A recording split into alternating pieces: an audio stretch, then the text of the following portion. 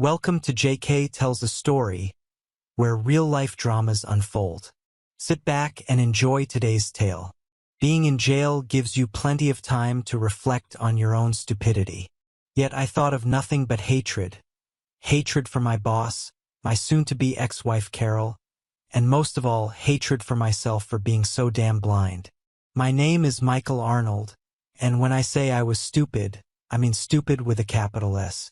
I was stupid like an ignorant husband who had no idea his wife was cheating on him, and with the person I despised most in life, my boss Jacob Sanders. I was also stupid because I didn't know her pregnancy resulted from their affair. I, the clueless idiot, thought the child was mine. I guess my wife's pregnancy is what led to her saying, "Honey, we need to talk." I should explain how this all began. My troubles with Jacob Sanders actually started in first grade. We've been enemies ever since he made fun of my freckles, triggering our first fight. The teacher pulled us apart. I had a broken nose and he had a black eye. During our first 8 years of school, Jacob and I averaged about 3 fights a year, with third grade being the worst at 7 fights. But in 8th grade, we only fought once because I beat him so badly. I wanted nothing to do with Jacob and tried to avoid him, but he wouldn't leave me alone. For some reason, he was jealous and constantly tried to outdo me. He worked to get better grades in every class. He excelled in science and literature while I was stronger in math and history. In other subjects, we were about equal. Jacob was decent at sports, but I was slightly better. If I played any sport, Jacob would do the same and try to beat me. The fighting stopped after 8th grade when Jacob realized he couldn't win physically. Instead, he started trying to embarrass me or get me into trouble. He nearly got me expelled and arrested in high school. During sophomore year, someone broke into the school and spray-painted graffiti in the hallways. The authorities found my student ID next to an empty spray can in a dumpster. The only thing that saved me was that I'd reported my ID missing the day before. I knew Jacob took it because I once saw him walk away from my locker after practice while I was showering. I checked everything in my locker and noticed my ID was gone, so I immediately reported it to the office. Another time, Jacob brought a fart toy to class. He placed it on my table and activated it. When the sound echoed through the classroom, Jacob held his nose and said, "Mike, what did you have for lunch?" The class laughed, but I countered with, "Whoever smelled it, dealt it." The class erupted in laughter again, prompting our teacher, Miss Wormwood, to warn us both about detention if we continued disrupting class. Being laughed at and reprimanded infuriated Jacob. He blushed brightly but stayed quiet. Beyond his attempts to get me expelled or arrested, Jacob's mischief was mostly just annoying. I didn't really care whether he was better than me or not. Apart from typical teenage insecurities, I was comfortable being myself. However, there was one area that really mattered to me: girls. We were both good-looking, but Jacob's wealthy family gave him an advantage with the girls at school. In 11th grade, he had his own car, not some old junker. His parents bought him a $50,000 BMW Z4. How could I compete with that? Still, I was attractive enough to get my share of dates. Jacob dated cheerleaders and girls from the popular crowd, who I figured were out of my league anyway. But he wasn't satisfied with my occasional success. If I dated a girl more than once, Jacob would swoop in and start dating her. It never took long for her to dump me. For the most part, I didn't care. I wasn't in a committed relationship with any of these girls, so if they wanted to date Jacob, fine by me. Yet there was one girl I really liked, Sandy Springer. She was smart, funny, and pretty. When I started dating her, I took her to distant places so Jacob wouldn't know I was interested. After a couple months of dating, we decided to be exclusive. I thought if Sandy wore my ring, I was safe. Remember I mentioned I'm stupid? Well, in this case, I was too. Prom was approaching, and I just assumed Sandy and I would go together. I should have asked her right away, but I'm not sure it would have helped. After buying tickets, I mentioned it to Sandy over lunch. She blushed and said she'd accepted Jacob's invitation. I demanded my ring back, then left Sandy crying in the cafeteria. I never spoke to her again. I was so angry at Sandy that I wanted to rip someone's head off. Instead, I spotted Pam Taylor, captain of the cheerleading team and Jacob's supposed girlfriend. Under normal circumstances, I would never have approached her. "Hi, Pam," I said cheerfully. "How are you doing?" "I'm doing well. How about you, Michael?" Pam answered. She was great, never arrogant. "I'm doing well," I said, figuring I had nothing to lose. "Tell me, would you like to go to prom with me?" "It's very nice of you to ask," she said kindly. "But I'm going with Jacob." "Oh, I must have misunderstood." I feigned ignorance. "I just heard Jacob invited Sandy Springer. I must have mixed something up." "Yeah. Forget I said anything. I'm sure I misheard." I left Pam flustered and talking to herself. Later I heard they had a big fight. Jacob may have stolen Sandy from me, but I'd ruined his romance with Pam. It wasn't entirely satisfying, but better than nothing.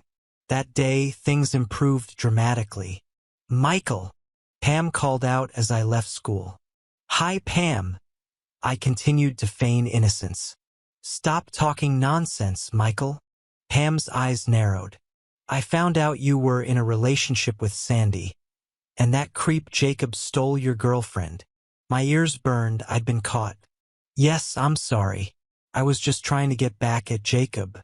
"I'm sorry you got caught in the crossfire. Were you serious about taking me to prom?" "It doesn't matter," I began to say. "Never mind." "Yes, I would be delighted if I could accompany you to prom." "Good. Because I want revenge too," Pam said. "And if you play your cards right, it can be a very memorable night." The prom was incredible. Not only did I take the most beautiful girl in school, but I made her feel like a princess. Pam was amazing. I enjoyed the expressions on the other guys' faces. They couldn't believe she was with me. I don't know what Jacob expected, but it definitely wasn't his girlfriend going out with me. His eyes nearly popped out when he saw us enter the gym. All night he tried to get between us, asking Pam to dance repeatedly, but she wouldn't give him the time of day. I felt sorry for Sandy because she realized Jacob was just using her. She finally stopped crying and had her parents pick her up. I still feel awkward about it even now, but she made her choice and had to live with it. After prom, Jacob kept trying to get Pam away from me. I was smart enough to know I was playing Cinderella, and by tomorrow Pam would probably be back with Jacob. But tonight I was going to enjoy every moment, which led me to a local motel where I spent time with the most beautiful girl in school. When I dropped Pam off, she gave me a big kiss and told me what a great guy I was. I went home floating on a cloud. As expected, by Monday, Pam and Jacob were a couple again. Still, I smirked at Jacob whenever he passed me in the hallways. Graduation arrived, and most of us headed off to college. I was sad to leave my hometown and afraid of the unknown, but not sad to leave Jacob forever, or so I thought. I was accepted to Georgia Tech while Jacob attended Harvard. Of course he went to Harvard. There was even a building named after his grandfather. I did well at Georgia Tech, majoring in software engineering. I met Carol at a party during my first year. I won't bore you with how we became friends, fell in love, and got married. To be honest, I think at first we were more like really good friends than true lovers. None of that matters now anyway. Carol was smart, studying business at the University of Georgia. I liked her because she was not only intelligent but also funny and very friendly. However, Carol wasn't strikingly beautiful. She was pretty in a girl-next-door way. Truth be told, Carol couldn't hold a candle to Pam, but she was about as pretty as Sandy. For some reason, we hit it off right away. We married 3 months after graduating, and in our 5 years of marriage, I thought we were happy. despite being more friends than lovers. By our third year together, I was head over heels in love with Carol, and I think she felt the same. We even talked about starting a family. Little did I know that my wife had already started without me. Right after school, I got a job at Zaba, a security software startup. I graduated at the top of my class, so I had my choice of jobs. The two brothers who founded Zaba sold me on joining at the ground floor to make a fortune. Don't get me wrong, the company did well. The firm prospered, doing quality work for several large companies, and I earned a six-figure salary. Our job was finding and fixing security holes in client software. Our reputation grew, but then the brothers decided to cash out. To my surprise, we were acquired by a company about our size, and that's when my problems began. About 3 years after I started at Zaba, Carol wanted a new job. It happened that Zaba was looking for an office manager, so Carol applied and was hired. I was a little worried about us both working for the same company, but everything worked out fine at first. We rode to work together and had lunch together. We worked in completely different departments, so we rarely saw each other during the day. We'd arrive together, kiss goodbye, and go to our departments. If we were both free, which was most days, we'd have lunch together and drive home at the end of the day. Everything worked well until it all went wrong. Before I tell you about the acquisition, let me tell you about my department. I was a senior programmer, which meant I worked on projects myself and managed the work schedule of 8 other programmers who reported to me. My main responsibility was fixing problems my team couldn't handle. Luckily, there weren't many, which meant our customers were very happy. Our workspace was about half the size of a basketball court. We called it the bullpen and mostly worked standing at tables. The room was filled with computers, servers, interfaces, and printers, almost all the equipment we could dream of. We took pride in making our client systems as secure as possible. In my 5 years with the company, we'd had only one complaint where a client system was hacked, but we traced it to an employee who had disabled most of our software. The employee wasn't very smart, but he really gave us a sleepless night. Besides the 9 of us, we had an administrative assistant, Kimberly. She was our girl Friday, preparing correspondence, keeping track of supplies, and making sure we never ran out of anything. Kimberly also prepared monthly statements and tracked billing. Interestingly, most of our work was initially done with pencil and paper, giving programmers an overview before typing anything into the computer. Somehow, Kimberly could decipher everyone's handwriting and type notes for our files. And though it wasn't in her job description, she made the best coffee every morning. Kimberly was about 23 or 24, with short blonde hair, deep brown eyes, and a very pretty face, but she was about 50 pounds overweight. Considering she was only 5 feet 5 inches, this was a lot of extra weight. Despite her pretty face, her size immediately affected her appearance. I knew Kimberly was sensitive about her weight because she often mentioned how fat she was.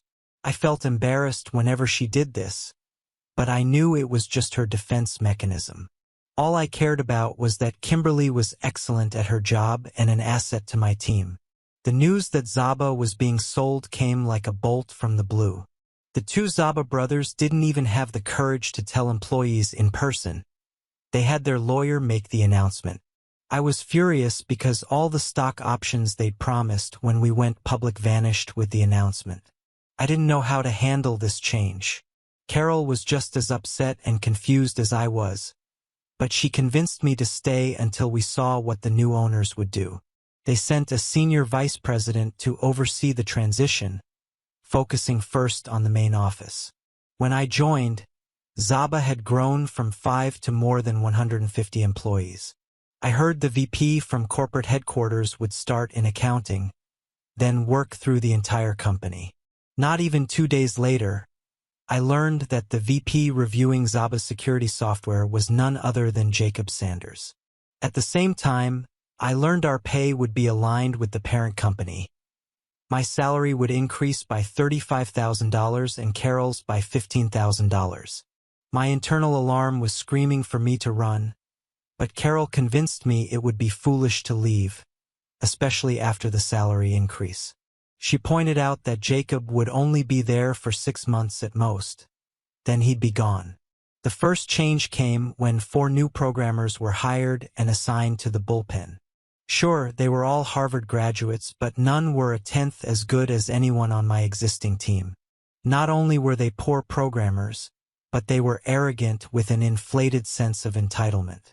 All 4 immediately started harassing Kimberly, sometimes privately, sometimes openly mean. I advised them that their behavior was unacceptable, but they didn't stop. They just harassed Kimberly when they thought I wasn't around. Finally, I called all 4 into the conference room and gave them a stern warning. They offered empty apologies, but I could tell they wouldn't stop. Beyond their treatment of Kimberly, all 4 were difficult. Nobody on my team liked them, and they caused more harm than good with their work. Eventually, I decided I wanted them gone, but I didn't have the authority to fire them since Jacob hired them. I knew if I asked him to fire them, he'd simply ignore me. I noticed Kimberly arrived early every day to make coffee and prepare the office. Since I'd scolded the 4 troublemakers, they'd all started coming in earlier too. I realized they were using this time to torment her. I knew Kimberly was close to quitting, but she loved working at Zaba and needed the job. I decided to arrive early and catch them. Hidden in a supply cabinet near our small kitchen, I kept my phone ready to record. As expected, Kimberly arrived and started making coffee. A few minutes later, the 4 arrived and the harassment began. "Hey, Euler!" Ted, the gang leader, grinned at Kimberly. "Show us your secret place." Fred, another, added, "I want to see you." "Yes," said the other 2 in agreement. I saw tears rolling down Kimberly's face and couldn't take it anymore. I had enough evidence, so I emerged from the closet. "You 4, pack your things and leave. You're done," I said. "You don't have the authority to fire us," Fred retorted. "Mr. Sanders hired us and said only he could fire us." "True," I said with a nasty smile. "However, I have evidence that you harassed Kimberly. So here are your options. Either resign immediately, or I turn this video over to the police. I'll give you 15 minutes to decide. You can even run to Jacob if you want, but I'm sure he won't stick his neck out to protect scum like you."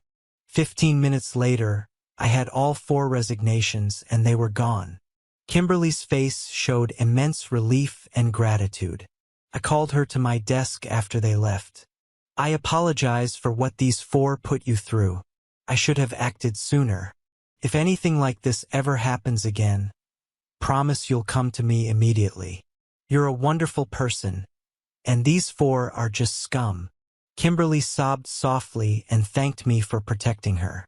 I told her it was part of my job, but I hadn't done it well, so she suffered too long. "Mr. Arnold, you have no idea how much this means to me," she said, holding back tears.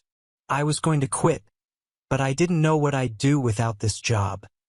I didn't know if I could find another position this good. Again, Kimberly, I'm so sorry you had to endure this. I can see you're upset.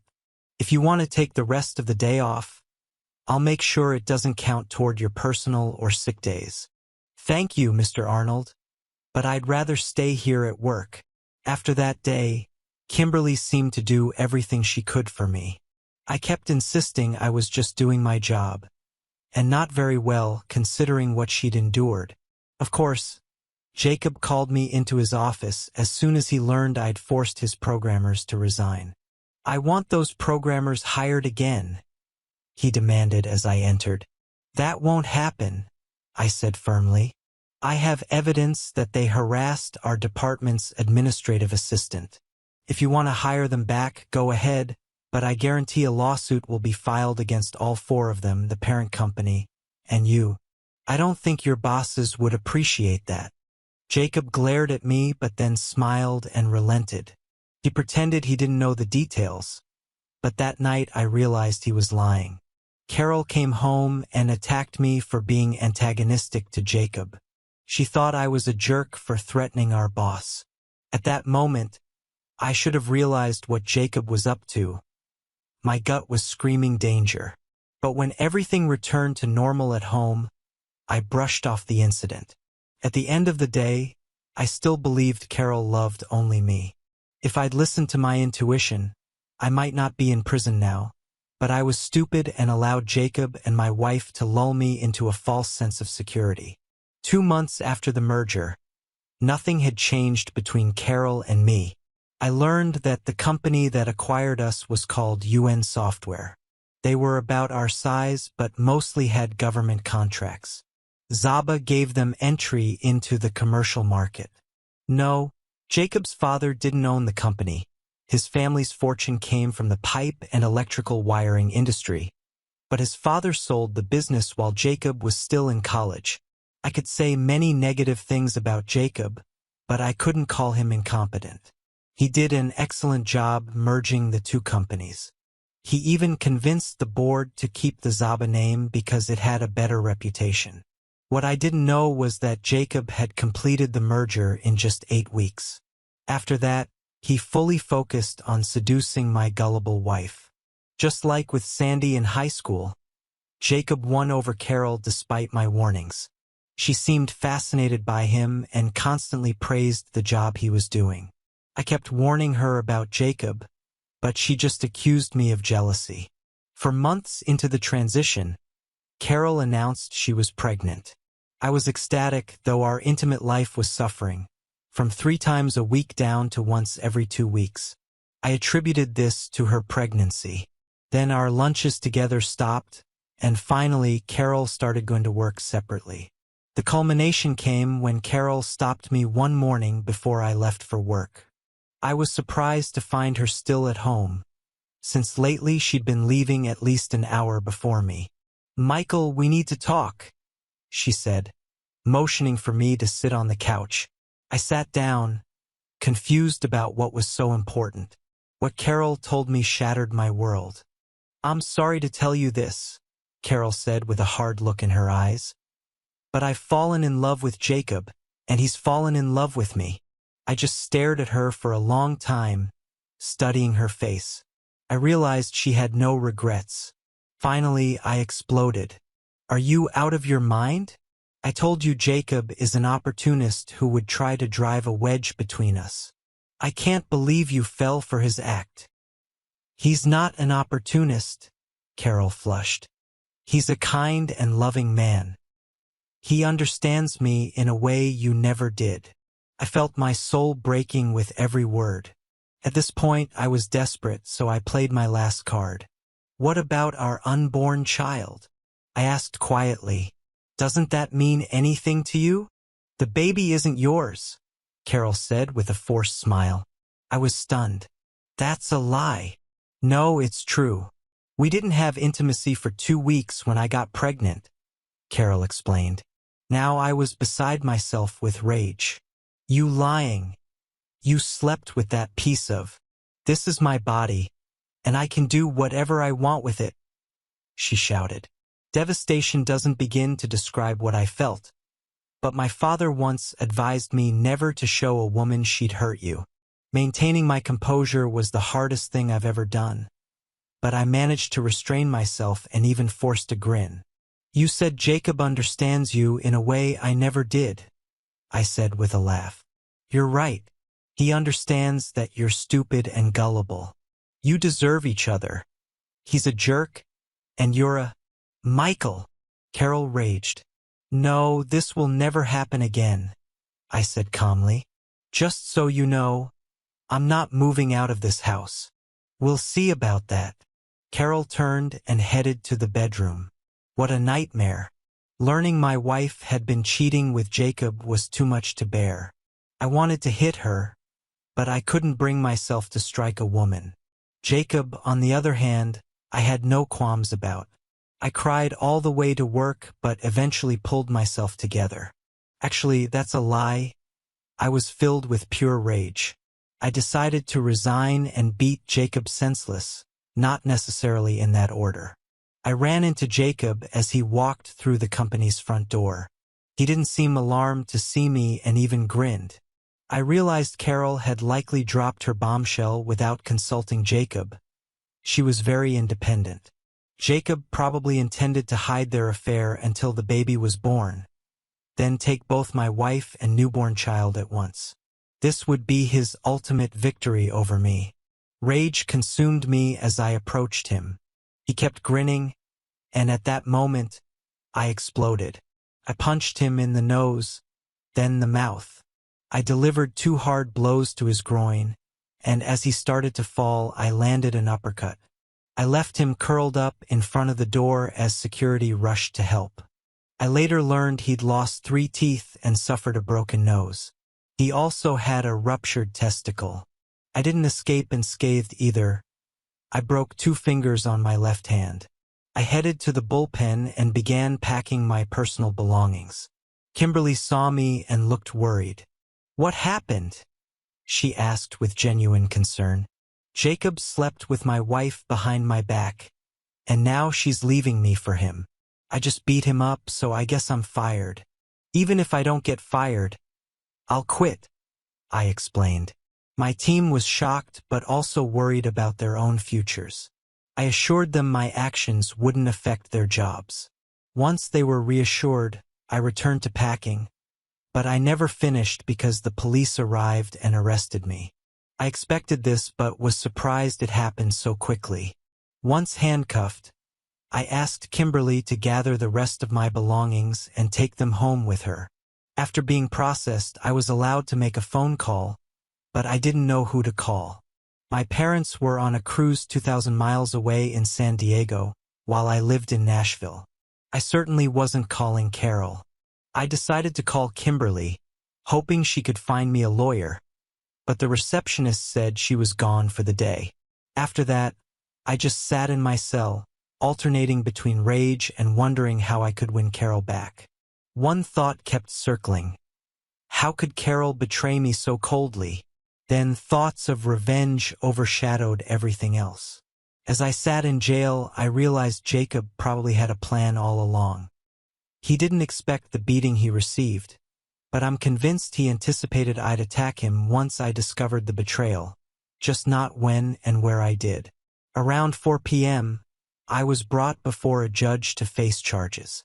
Since I had no lawyer, I was assigned a public defender who looked like a teenager with bad skin.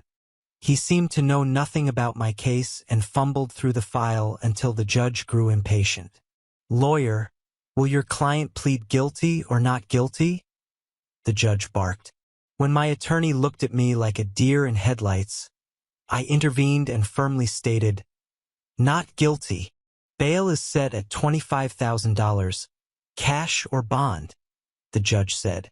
I carried almost no cash and no checkbook. "Sorry, Your Honor, but I don't have much cash and don't carry blank checks. Is there a way I could contact a bail bondsman? My secretary will help you with this and inform you of your court date," he said. But before he could finish, I heard a voice behind me. "I'll post bail for him," Kimberly said, waving a checkbook. I was stunned to see her in the courtroom and touched that she cared enough to help. "I'll repay you as soon as I can get to an ATM," I assured her. "I'm not worried about it," she said quietly, looking at my swollen hand. "Is it very painful?" "In the grand scheme of things, it doesn't compare to Carol's betrayal." "Boss," Kimberly said, looking me in the eyes, "I think your wife is very stupid. She made a huge mistake trading you for Jacob." "Thank you. That's very kind," I replied, smiling at my administrative assistant. At that moment, a young man appeared. "Are you Michael Arnold?" When I confirmed, he handed me an envelope. "You've been served." I shouldn't have been surprised, but the speed with which I received the divorce papers confirmed Jacob and Carol had been planning this for some time. It was another blow to my heart. "Let's get something to eat after I withdraw some cash from the ATM," I said dejectedly. However, when I tried to access my account, I was denied. I called the bank and learned all my accounts were frozen pending court review. I also found my other savings account frozen and my credit cards canceled.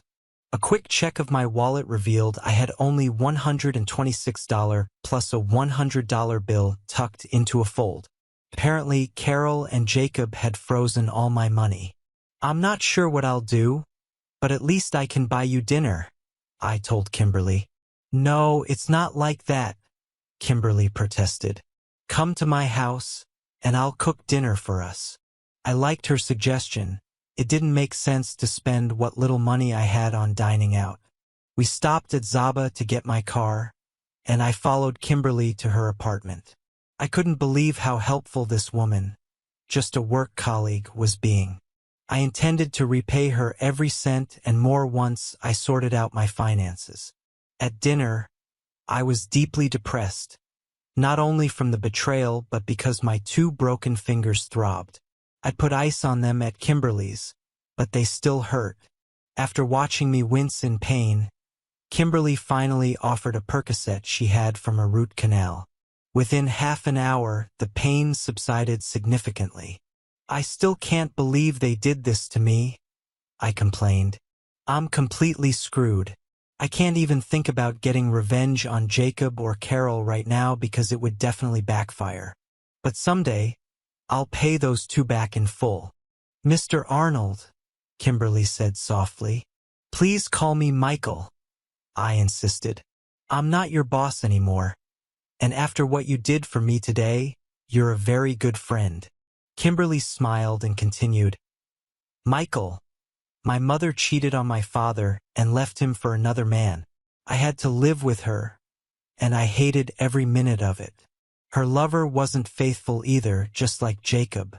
He was never married to my mother, but they lived together for 10 years before he left her for someone younger. My father was bitter and tried to get revenge for many years. He was imprisoned several times and eventually died a broken man. Don't waste your life trying to get revenge. In the end, my father told me he regretted letting my mother's betrayal destroy him. He wished he'd just moved on. Today, my mom lives alone in a nursing home, struggling with respiratory problems from years of smoking. I visit her weekly, though I still don't like her much, and every time I have to listen to her regret leaving my father. So please, don't waste your life seeking revenge." I told her she was probably right, though at that moment, I had no intention of letting these betrayers off the hook. The anger still bubbled beneath the surface, and I wanted justice. After helping with the dishes, I told Kimberly I needed to find a cheap motel. Her reaction was immediate. "No, you don't have to do that. You can stay here. I have a spare bedroom, and you're welcome to it," Kimberly offered. "Kimberly, you're the only ray of sunshine in the hell that is now my life. I can't impose on you anymore." "First, this isn't an imposition," she insisted. "Second, if you stay here, I can go to work tomorrow and find out what's happening." Again, Kimberly made more sense than I did, so I accepted her invitation. The next morning, Kimberly called to tell me I'd been fired. She instructed me to email HR requesting they send my final check to her address. When I mentioned the court had frozen my accounts, Kimberly clarified, "The court order only applies to bank accounts. Submit the letter quickly before Jacob or Carol realize what you're doing." I followed her advice and received confirmation I'd get a check for $4,255.57. The HR department was still checking state law to determine if they had to pay for unused vacation or sick leave. As it turned out, they didn't, but getting nearly $5,000 was a significant win. When Kimberly returned home, she reported that Jacob was absent that day, but Carol was there and furious with me for beating up her boyfriend. For some reason, this amused both Kimberly and me. I decided to stay at Kimberly's until I received my check. Meanwhile, I updated my resume and began job hunting. I quickly discovered that Jacob and Carol had blacklisted me. Since I worked in cybersecurity, No company would take a chance on someone with pending criminal charges.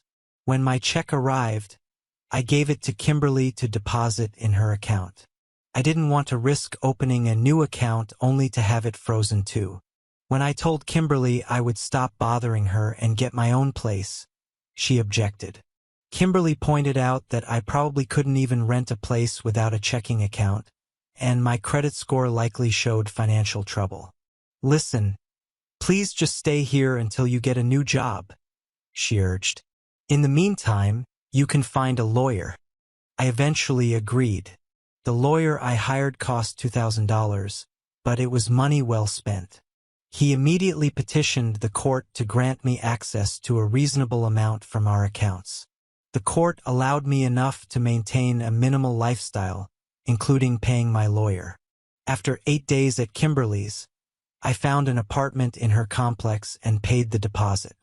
That Saturday, Kimberly helped me buy minimal furniture for my new place. I also invited her to dinner, which I promised to pay for. Kimberly wanted to go to Olive Garden, which I also enjoyed. As we ate, I studied her more closely. She had the face of an angel, but her extra weight detracted from that beauty, and I could tell she was self-conscious about it. Then I had an idea I hoped wouldn't offend her. "I just discovered there's a gym in our complex," I said casually. "I'd like to use it, but would really prefer having someone to go with. Would you be interested? Do you really want to be seen with me?" she asked, gesturing to her body. "Yes, I do," I said readily. "Unless you'd prefer not to be seen with a potential criminal." My comment achieved exactly the reaction I wanted. Kimberly didn't want to go to the gym because she was embarrassed about her body, but she didn't want to offend me, so she agreed. We decided to go 4 times weekly at 6 a.m. when no one else would be there. After the first week, Kimberly realized she didn't need to feel embarrassed and began enjoying our sessions. I kept looking for work, but no cybersecurity company would hire me until my case was resolved. My lawyer said there was a good chance I'd be found guilty of assault, but he had a strategy. He suggested that if I claimed to have entered a blind rage over my boss and wife's infidelity, it might be a mitigating factor. And if I couldn't remember what actually happened, the court would have to consider that too.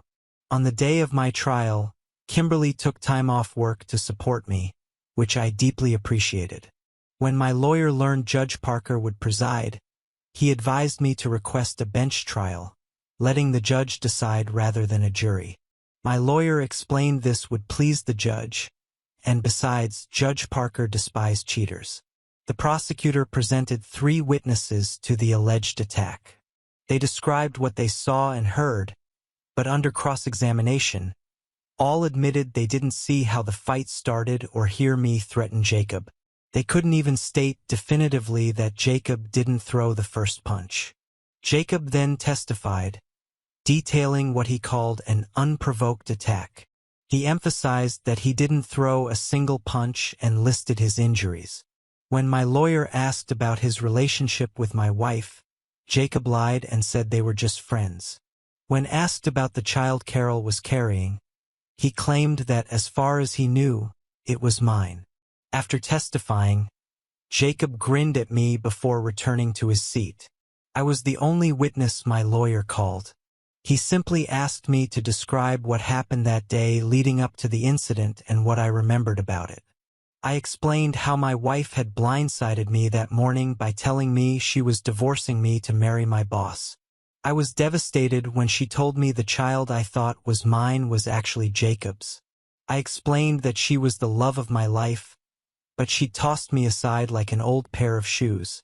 I told the judge that I remembered seeing Jacob at the door smirking at me. After that, I lied and said I didn't remember anything until I was at my desk packing my things. The prosecutor tried to confuse me about my memories, pressing me on the timeline. The truth was, I was so furious that I had no clear sense of time. The more he questioned me and tried to pin me to specific times and actions, the more obvious it became that I genuinely couldn't recall. He then asked if I really expected the court to believe I had no memory of the attack. I told him that on the way to work, I'd had a severe headache and saw flashes of light, which was actually true. I repeated that all I remembered was Jacob smirking at me. When asked if I knew for certain the child my wife was carrying was Jacob's, I replied that I could only tell him what my wife had said. Carol didn't appear in court because no one had subpoenaed her. My lawyer told me he considered my wife a wild card he didn't want to risk. I suspect the prosecutor felt the same way. After I finished, the judge retired to his chambers but returned just 10 minutes later. "It is clear to me," said Judge Parker, "that Mr. Arnold was betrayed in the most cowardly and shameful manner. I believe this shock to his nervous system resulted in a serious mental disorder. I believe Mr. Arnold was temporarily insane and therefore find him not guilty." "This is outrageous!" Jacob roared from his seat before Judge Parker brought down his gavel forcefully, threatening to hold Jacob in contempt of court. The sight of Jacob flushed with anger gave me satisfaction. His victory over me had just suffered a small setback. I still wanted revenge badly, but having just avoided jail time, I needed to put those thoughts aside for now. Besides, I had no idea how to retaliate against either of them. Jacob waited for me outside the courtroom. I considered provoking him to attack me, but wasn't sure how that would play out, so I simply called the bailiff. I shouldn't be within 500 feet of this man, but he's blocking my exit. The bailiff looked at Jacob and told him to move on. Jacob shouted over his shoulder, "This isn't over. I'll sue you." This worried me, so I asked my lawyer, "Can he sue me?" "Anyone can sue anyone," he said with a smile. "But his case is weak. If you want to undermine him completely, don't admit to anything beyond offering to pay for his medical expenses that weren't covered by insurance." So that's exactly what I did in a letter to his office. Jacob never responded or filed a lawsuit. It had been just over 9 weeks since Carol's devastating news. Although I was still seething with anger, my court victory lifted my spirits slightly, so I decided to invite Kimberly to dinner. I also had exciting news to share. At this point, let me be clear, my story won't follow the usual script. I've read many similar stories about betrayed husbands who start their own businesses, become fabulously wealthy, and watch their ex-wives realize they made a huge mistake. That's not me. I'm just a worker bee, a good one, but still just a worker bee. Kimberly and I agreed to meet at a small Italian restaurant. She had to work late because things weren't going well in my old department. Nothing serious, just adjusting to my absence. When she arrived, she looked wonderful. Kimberly was still overweight, but she'd obviously lost weight, and her dress suited her perfectly. I stood up and kissed her cheek. "Wow, you look wonderful. You've lost weight, haven't you?" Kimberly beamed. "Yes, I've lost 16 pounds. Sorry I didn't notice earlier, but you've been wearing those oversized sweatshirts and sweatpants. Anyway, like I said, you look wonderful." The restaurant was small and cozy, exactly the kind of place couples would choose for a date. But I didn't think of it as a date, just a meeting between close friends. "I asked you to dinner tonight because I wanted to celebrate my victory in court, and I have some news. I got a job." "That's wonderful." Kimberly beamed. "Who will you be working for?" "Sable Security from Jacksonville, Florida," I replied. "I didn't know they had an office here," Kimberly said worriedly. "They don't. I'll have to move to Jacksonville." I was completely surprised when the light went out in Kimberly's eyes and tears started running down her cheeks. "I thought you'd be happy for me," I said, confused. "I am happy you got a job," Kimberly said, still crying. "But you'll be 600 miles away." "Kimberly, remember how you told me not to let my wife's betrayal consume me with hatred?" She nodded. "Now I realize the only way I can do that is to put some distance between me and Carol and let time do the rest." "I understand," Kimberly said, wiping her eyes. I'm just going to miss you. I really enjoyed having a friend. Hey, I'm just a phone call away, I said, trying unsuccessfully to cheer her up. I was truly surprised by Kimberly's reaction. Then it occurred to me that she probably didn't have many friends, so I made another suggestion. You could come visit me if you want. I don't know what Jacksonville has to offer, but I'll find out. Do you really want me to visit? She asked. Of course, I said quickly. Remember, I won't have any friends there either. When are you leaving? I'll start packing in another 5 days. But before then, I have a lot to do. I need to find somewhere to live, open a new checking account at a bank there. I also have to take a polygraph test, get fingerprinted, and pass a drug test. I figure it will take at least 2 trips to get it all done. After this, her mood improved somewhat, but I noticed Kimberly barely ate. I thought she was still upset. In fact, as my departure date approached, Kimberly grew sadder every day. She seemed to be hoping for something more between us. This confused me because I felt Kimberly could do much better than me.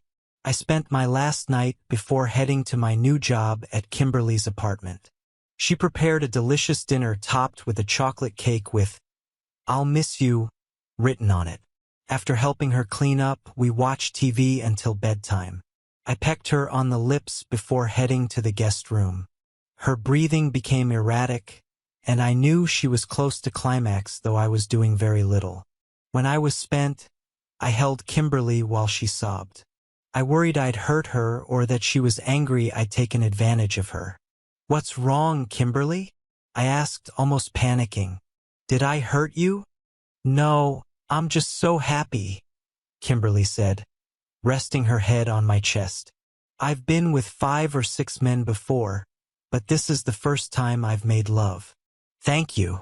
We lay there for several long minutes before Kimberly slipped out of bed. She took 2 steps toward the door, then came back. She leaned over and kissed me. Will you sleep with me in my bed tonight? I was happy to oblige, if for no other reason than my bed was soaking wet. Besides, being in bed with Kimberly seemed the perfect way to spend my last night in the city. I've never seen such pure pleasure and tenderness on anyone's face as I saw on Kimberly's that morning. Afterward, we showered together, and I realized Kimberly was well on her way to becoming a knockout. She was already out of my league, but I would cherish this night forever. After breakfast, I checked my car one last time to ensure I had everything, then turned to Kimberly and kissed her. She responded with perhaps the most passionate kiss I'd ever received. Unfortunately, it was time for me to leave. As my car pulled away, I looked in the rearview mirror and saw Kimberly sit down on the curb. She covered her face with her hands and began to sob. I desperately didn't want to leave her, but I knew it was for the best. I was still in love with Carol and therefore damaged goods. Oddly enough, I wasn't thinking about revenge anymore, just feeling a profound sadness in my heart. Jacksonville was fascinating, but I didn't see much of it. I threw myself into my new job, working long hours not only to stay busy but because it helped me forget Carol. I kept in touch with Kimberly, who always seemed excited to hear from me and sad when our calls ended. From her, I heard the news I'd been dreading. Carol and Jacob got married about a month after our divorce was finalized. I also learned Carol had given birth to a baby girl. Strangely, this news didn't bother me as much as I expected. Perhaps I was beginning to recover from the pain and humiliation. I rarely had sleepless nights now, and I seldom woke up depressed because Carol wasn't beside me. Kimberly visited for 4 days in March. Since we hadn't seen each other for some time, we weren't sure about our relationship. We danced around the topic of intimacy and didn't sleep together until the last 2 nights, but then it was almost as intense as our first time. Only now I had protection on hand. Perhaps 4 dozen was overly optimistic, but I actually used 6 over those 2 nights. About a year later, I was told I could hire an administrative assistant for my team. Sable's security was much larger than my old company. While Zaba had one team dedicated to cybersecurity, we had 6, and over that year, I'd gone from being a simple team member to team leader. Since I could choose who to hire, I immediately called Kimberly. I barely had time to explain the job before she said she wanted it. When I met her at the airport, my breath caught. As I'd predicted, she was stunning. I saw men's heads turn sharply as she exited the plane, but all she wanted was to reach me. She threw herself into my arms and kissed me with a passion that made my knees buckle. The plan was for Kimberly to stay with me until she found her own apartment. I figured it would take about a week, but the search dragged on. There was something wrong with every apartment she inspected. I didn't complain because Kimberly and I shared a bed. It's funny, during the year and a half in Jacksonville, I thought about Carol less and less. When Kimberly arrived, I stopped thinking about her altogether. However, I knew Kimberly would eventually move out, and I dreaded that day. 5 weeks later, I asked Kimberly about her apartment search, and she started crying. I was completely confused. I knew I'd made her cry, but I had no idea why. Sorry, I apologized. Did I say something wrong? Do you want me to leave? Kimberly asked timidly. Hell no, I said firmly. I'd like you to stay forever, but I know one day you'll want to leave. I just need time to prepare. I would ask you to marry me, but you're too good for me. It's not like that, Kimberly protested. I've loved you almost since the day I started working at Zaba. I would marry you in a heartbeat. This changed everything. That day we went ring shopping and started planning our wedding. Even though I feared Kimberly might eventually leave me for someone better, I was so in love with her that I had to take the risk. 6 months later, Kimberly and I got married. A year after that, Kimberly gave birth to a little boy we named Mikey Jr. A year and a half later, we had a little girl named Charlotte. I'd been promoted at Sable to the point where I now led all 8 cybersecurity teams. Yes, we'd added 2 more. Kimberly, meanwhile, chose to be a stay-at-home mom. It was nearly Christmas 3 years later when I was called to a meeting. There I learned that Sable was planning to acquire Zaba security software. I would be part of the team conducting due diligence before the acquisition. During our marriage, Kimberly's mother had died, and my parents had retired and moved to Jacksonville to be closer to their grandchildren and me. With them as babysitters, I planned to use the week's assignment as a mini vacation. I would also use Kimberly's administrative skills to assist me in my investigation. That way, I could take her to work with me every day, where she could meet some of her former colleagues, and we could sneak away for long lunches together. I learned 4 things during my week in Nashville. First, this facility was the only place where Zaba conducted its cybersecurity work. Second, Jacob had been named Chief Operating Officer, and Carol was the Senior Project Manager. Third, despite my animosity toward Jacob, I found he ran a tight ship. His entire operation was first class from my perspective. Fourth, Zaba was having a Christmas party on Friday night, and I had to attend.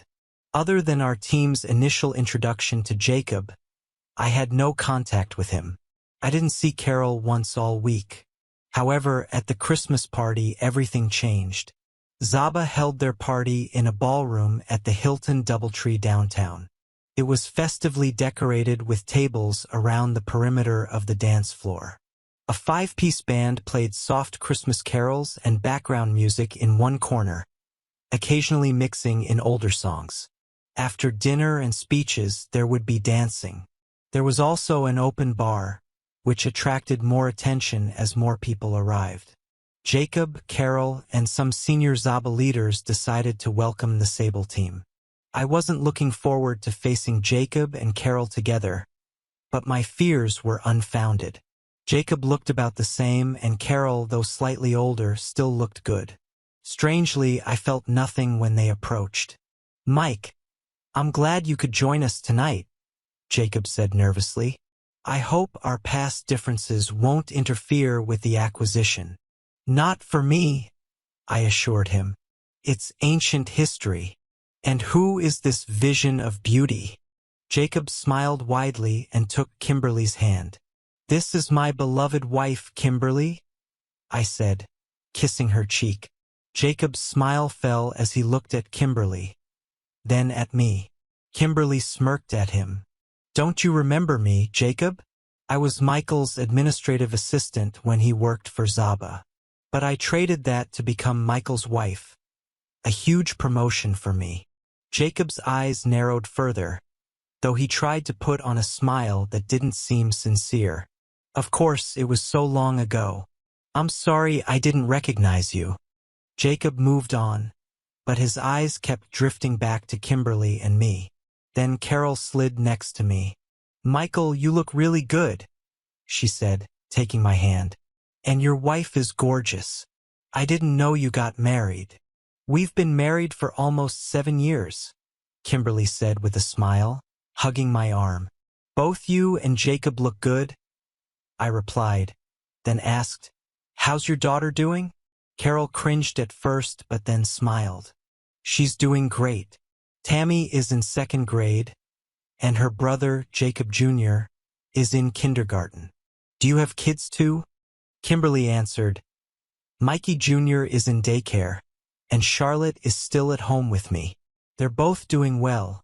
Thanks for asking. Carol moved on, and soon after, Kimberly and I found our table.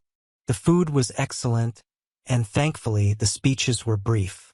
Sable's CEO simply assured everyone that no jobs were in jeopardy for at least the next year, and that he looked forward to the merger. Once dinner ended, the music started in earnest, and Kimberly and I danced several times. I think young people today are missing out. Slow dancing with someone you love is so intimate. It can bond two people almost as much as physical intimacy. At some point, I felt someone tap my shoulder. When I turned, I saw Carol standing there. Kimberly turned to see what I was looking at, and her eyes narrowed when she recognized my ex-wife. Carol smiled sweetly at Kimberly. Can I ask your husband to dance? Kimberly looked at me, then smiled at Carol. Just as long as you remember where to return him. I took Carol onto the dance floor, and we danced in silence for about a minute. Michael, I want to apologize for what Jacob and I did to you back then, she said with genuine remorse. You didn't deserve any of it. When I discovered I was pregnant with Jacob's child, I knew it was over between us. I decided to make our breakup quick and simple. I didn't even consider how much it would hurt you. I shouldn't have let Jacob talk me into that scorched earth approach. It was completely inappropriate. I chuckled slightly, like people say it's water under the bridge or over the dam. It doesn't matter now. We've all moved on. Besides, I kind of deserved some of it. I really beat Jacob badly, although obviously I didn't do too much damage to his reproductive organs since you had a second child. Carol giggled at this. We danced a bit more in silence, and I decided to finally bury the hatchet between us. Listen, Carol, I began hesitantly. I admit I was devastated when you left me for Jacob. It took months to come to terms with losing you. But now we're both happily married with children. I've come to believe this was meant to happen. Carol suppressed a harsh laugh, and when I looked at her face, a tear ran down her cheek. Did I say something wrong? I asked. Carol just shook her head. No, Michael, you didn't say anything bad. It's just not what you think. On the surface, everyone sees us as the perfect couple, and for the first year I would have agreed.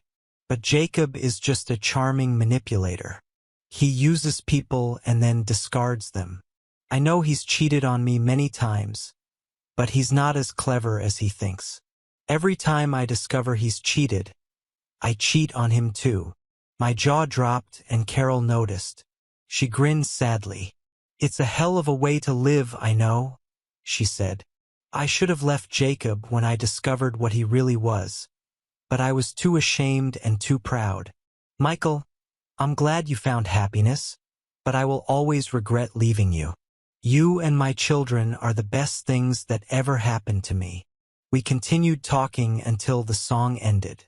Carol then walked me back to my table and thanked Kimberly for letting her borrow me.